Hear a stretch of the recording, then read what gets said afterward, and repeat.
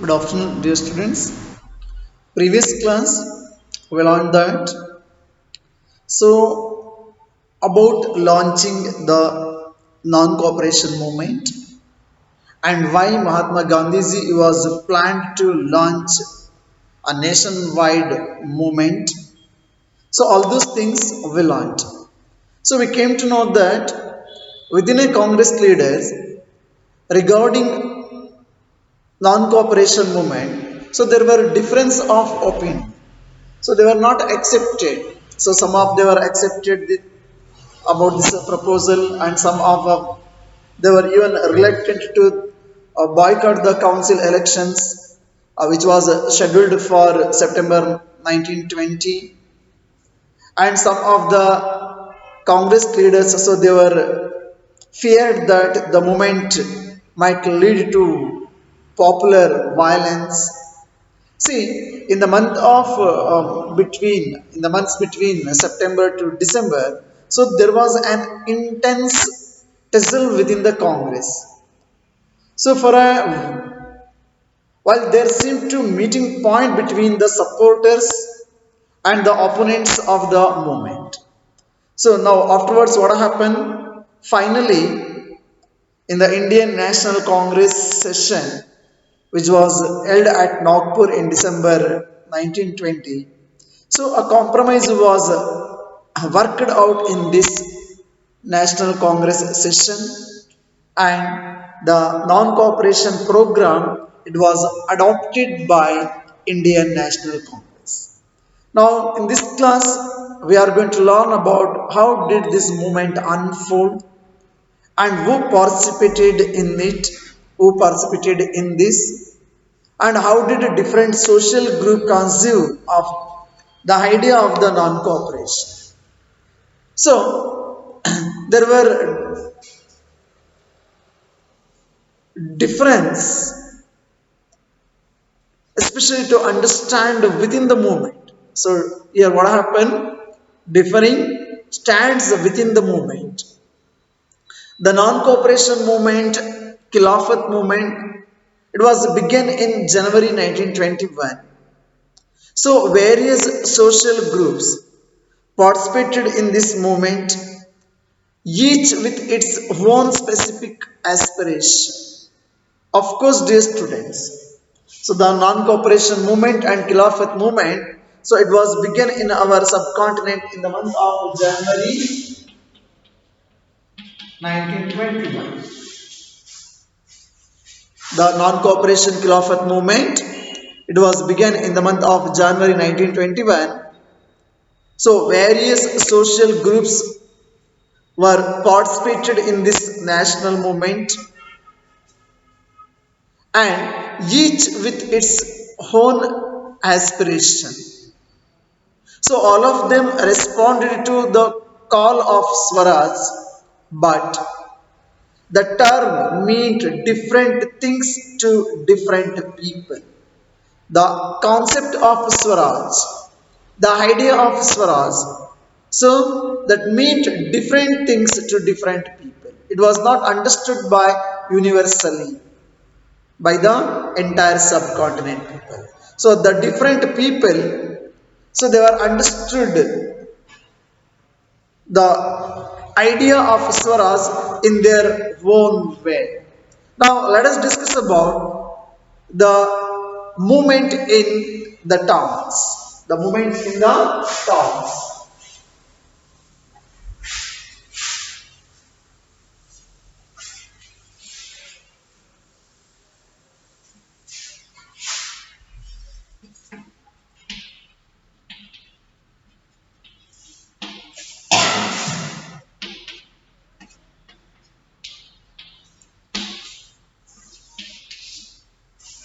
The movement in the towns.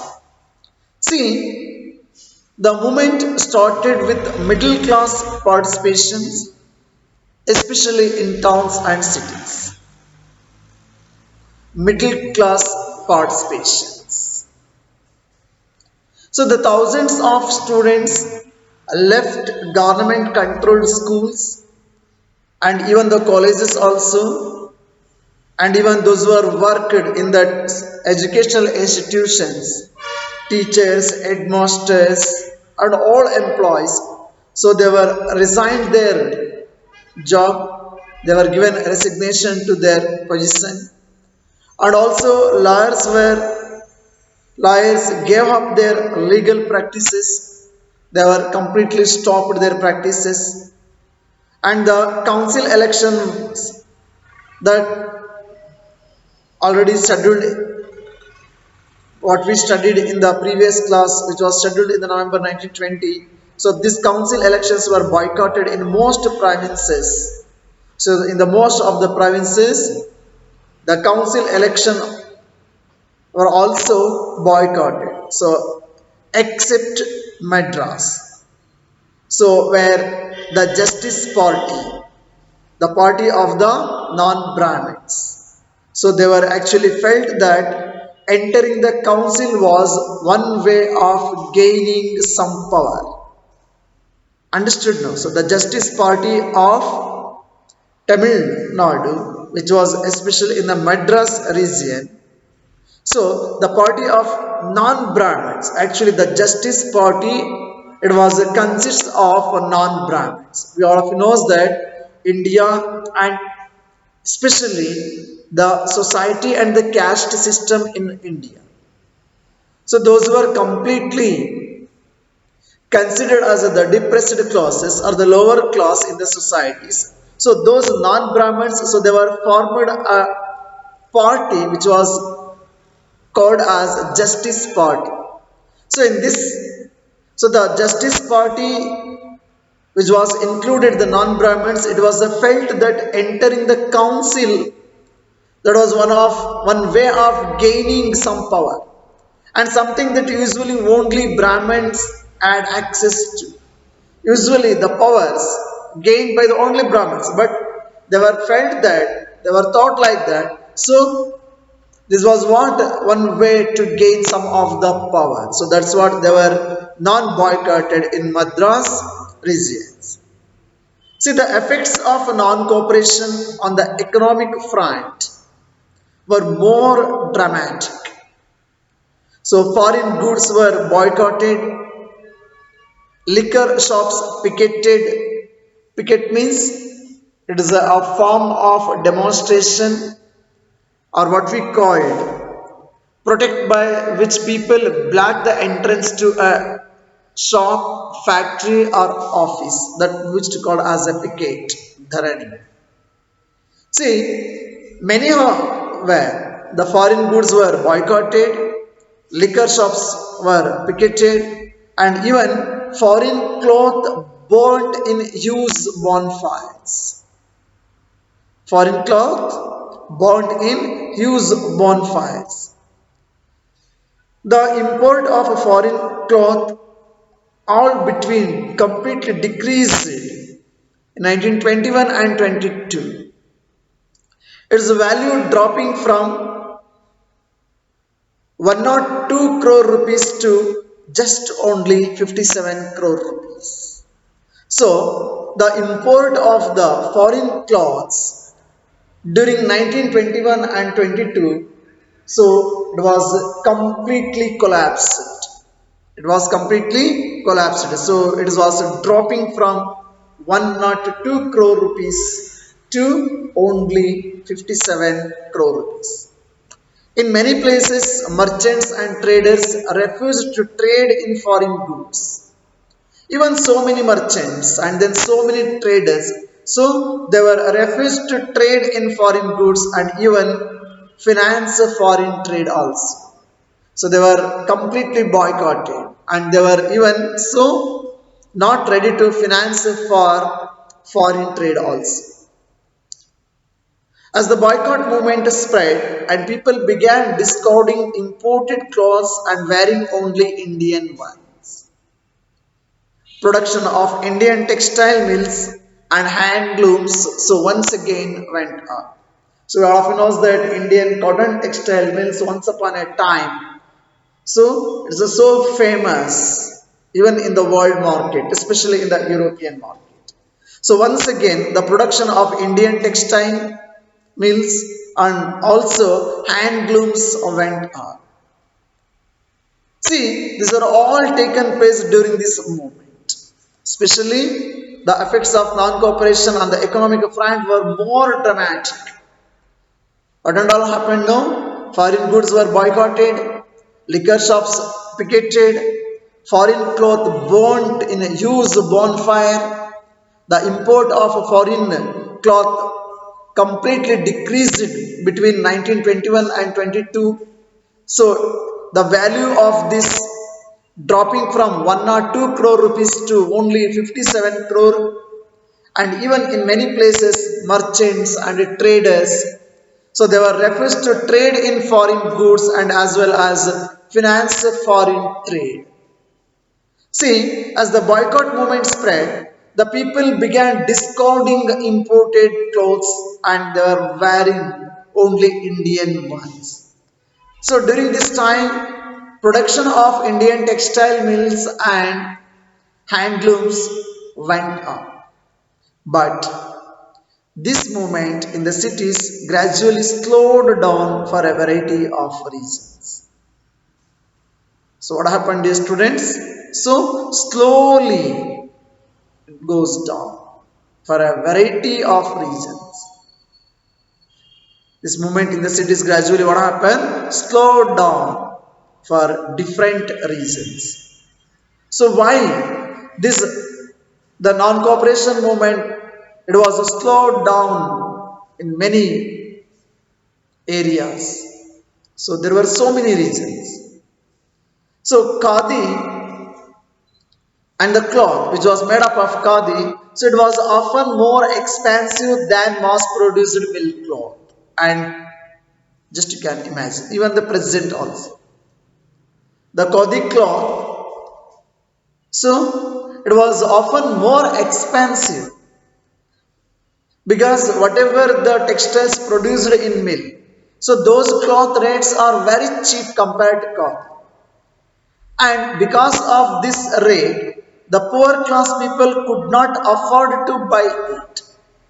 The poor class people, economically, those who are lagging behind, the poorest of the poor class people, so they could not afford to buy it. So how then could they boycott milk cloth for too long? When they were unable to purchase the Indian khadi cloth, then how they can boycott or how they can go through continuously to boycott these foreign goods, which were especially a very cheap compared to Indian made goods. So similarly, the boycott of British institutions posed a problem also. So already we studied that students and even the many schools, colleges, and headmasters and head of the institutions, teachers, they were all resigned, and even the lawyers they were gave up their practical, I mean their legal practices also. See, this was also posed a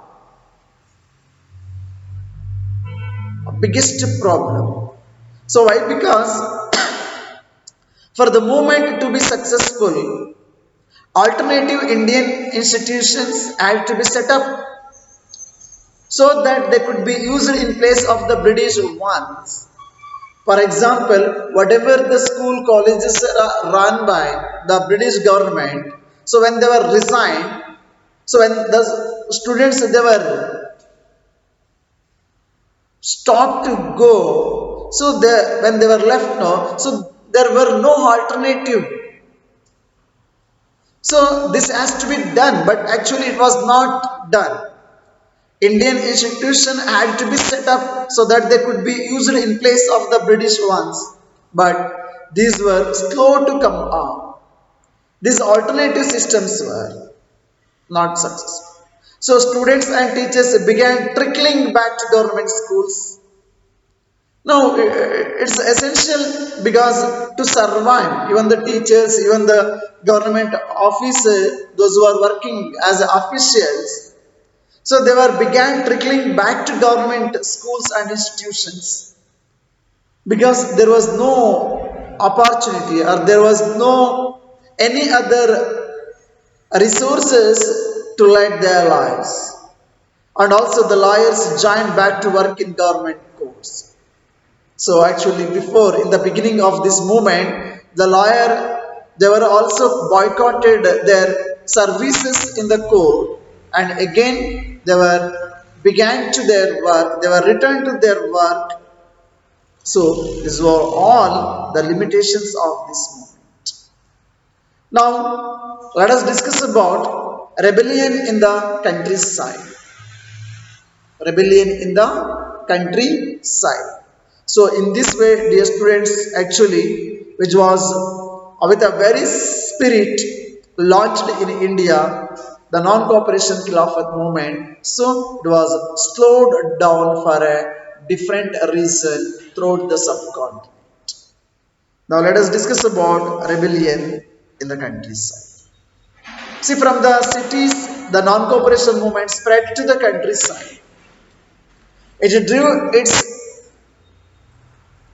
fold the struggles of peasants and tribal, which were developing in different parts of India in the years of after the war, after the especially the First World War, especially in Howd.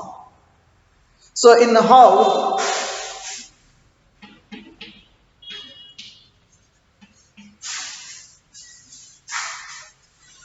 peasants were led by Baba Ramchandra.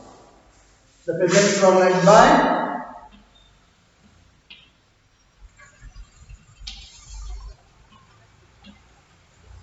Baba Ramchandra. See, Baba Ramchandra, he was a sannyasi, so who had earlier been to Fiji as an indentured laborer. So before actually he was had earlier had been to Fiji. That means that is the name of a country. Fiji, okay, as indentured laborer. Indentured laborer. So the movement here was against talukdars and landlords in Howd. So the movement it was against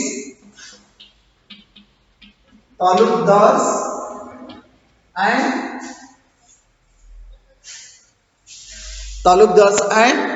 what we called landlords.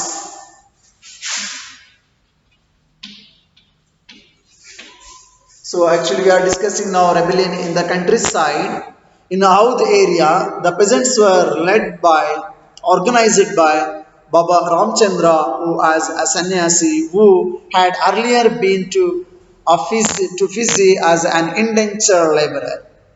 So the movement here, there was against talukdars and landlords. Why in the Howd region? The movement it was against talukdars and landlords because who they were demanded from peasants exorbitantly high rents and a variety of other cess. So they were expected high rent and the variety of cess. Cess means it's like tax or customs duties. So peasants that including that, and there was the another one problem that is about the beggar system. So here talukdars and landlords they were actually demanded for high rents, and also they were imposed the variety of other cesses also, and peasants had to do beggar also. What is meant by beggar? So please keep in your mind beggar, not beggar. So beggar means labor that villagers were forced to contribute without any payment. Here, the villagers they must work as a laborers in the landlords to the landlords, and whether they are going to pay anything for them? No. So, without any payment, labor that villagers were forced to contribute. ಇದೊಂಥರ ಬಿಟ್ಟಿ ಕೆಲಸ ಮಾಡ್ದಂಗೆ ಮಕ್ಕಳು. So they were forced, the landlords, the talukdas, they were forced to extend their services as a labor. And this forced labor system, it's used to called as a beggar system, without any payment, without single penny. See, when the peasants had to do beggar and work at landlords and in their farms without any payment. So that's what, as a tenants, they had no security of tenure. Those were tenants, so they had no security of tenure. So being regularly evicted so that they could acquire no right over the leased land. They do not have any kind of rights on their leased land. So the peasant movement demanded a reduction of revenue.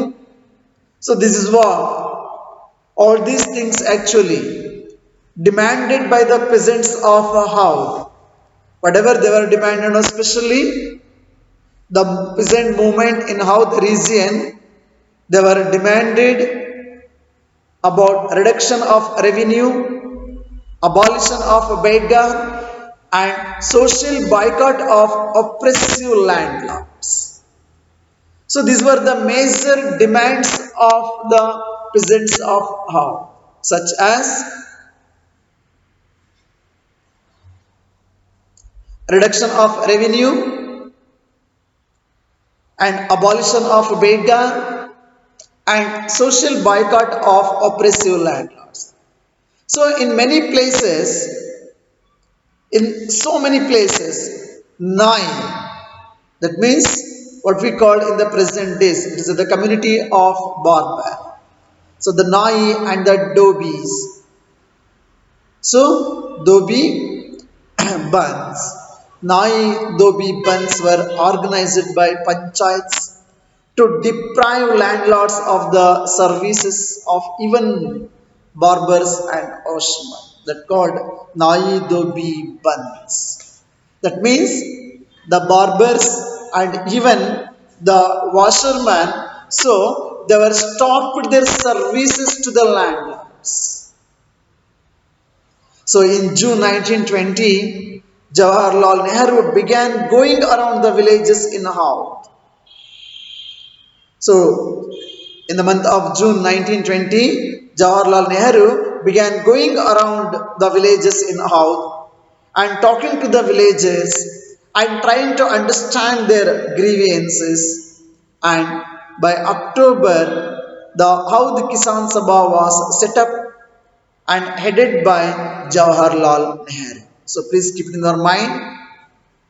In June 1920, Jawaharlal Nehru so began going around the villages in Howth, talking to the villagers and trying to understand their grievances. And by October, Jawaharlal Nehru, so he was set up the Howth Kisan Sabha and he was became a head of the Howth Kisan Sabha also. And even so, Baba Ramchandra and a few others, they were led this Howth Kisan Sabha. See, within a month, over 300 branches had been set up in the villages around the region. So, just you can imagine. So, there were about 300 branches of Howth Kisan Sabha which were set up in a different village and different regions of the Howth. So when the non-cooperation movement began the following year, the effort of the Congress was to integrate the Howth peasants' struggle into the wider struggle. So during the time when the Indian National Congress, it was began the non-cooperation movement and it was began the following year, in the same year, into the wide struggle. The peasant movement, however, developed in forms that the Congress leadership was unhappy with.